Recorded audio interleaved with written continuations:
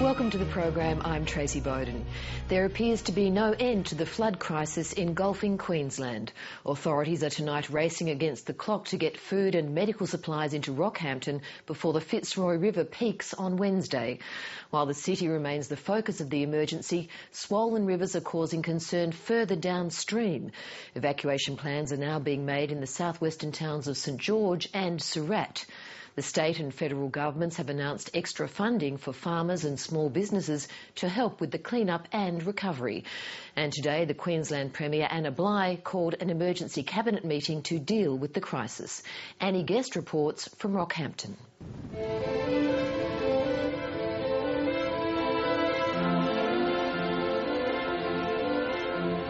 The raging floodwaters of the Fitzroy River are unrelenting.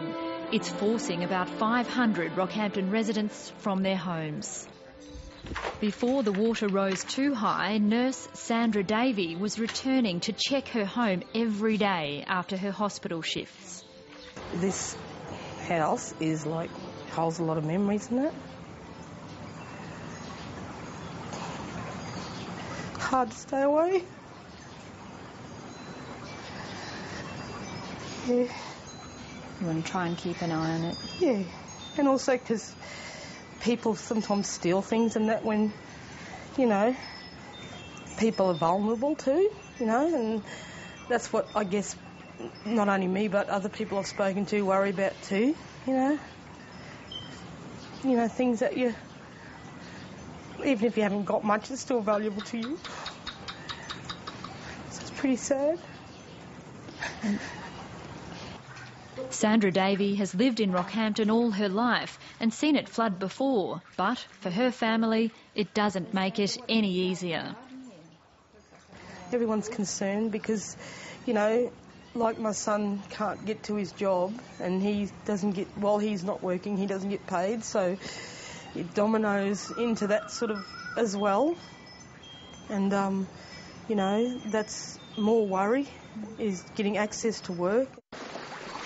As concerns about safety and sewage prompted authorities to order many residents out of this low-lying Rockhampton suburb over the weekend, Ray Schliess and his neighbour Tony Maycock waded in to save what they could. Despite the upheaval, the abattoir worker wouldn't live anywhere else. What will you do? Sleep in the car. This is Ray Schliess's home today, and it will get worse. Around the corner, Barry Messenger is determined not to move after 50 years in the same house. We're going nowhere. I'll be here till the end. Unless the water comes in the floorboards, until that we'll be staying. We're cutting off the gas and the water today, but that won't worry us. I just stacked all the gear up, just more or less putting all the gear up a little bit higher. But also moving higher are the snakes.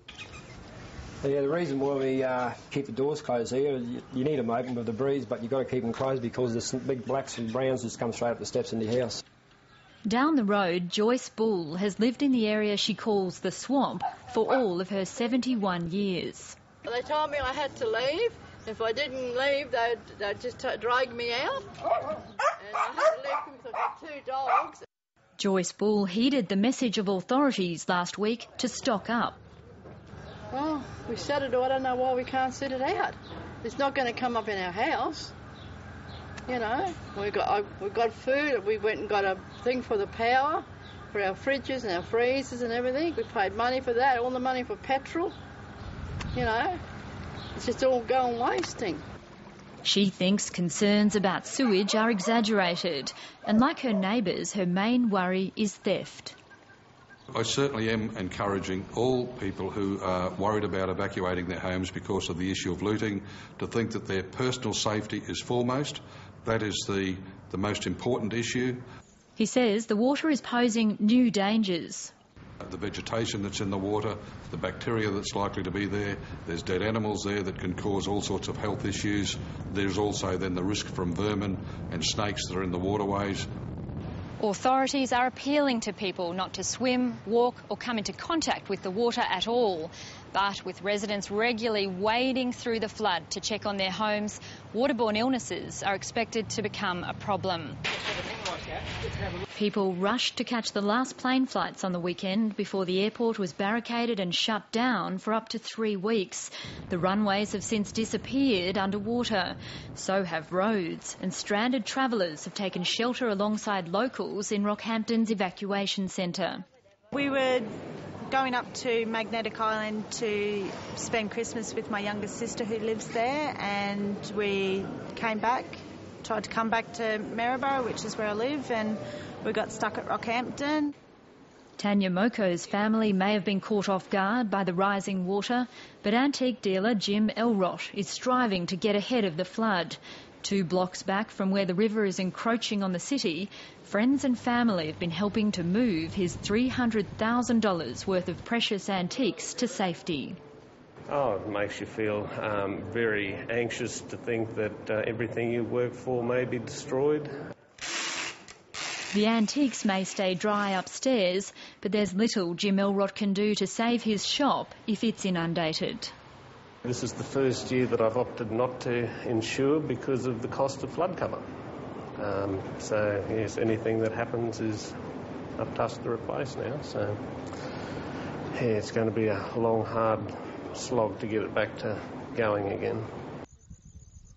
On the banks of the bulging Fitzroy River southwest of Rockhampton, David Nobb has watched the water rise from 3 to 27 metres.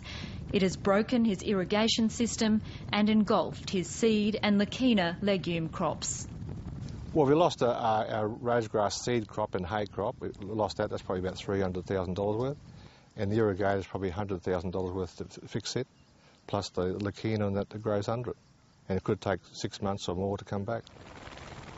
Some of his losses may be offset by government disaster assistance grants of up to $25,000.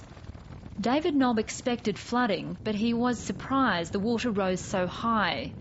With half of his cattle and cropping property underwater, David Nobb says the road to recovery will be a long one. Well, there's nothing much to do. You just got to tough it out. You just got to wait for it to come back, which eventually will. And he guessed with that report.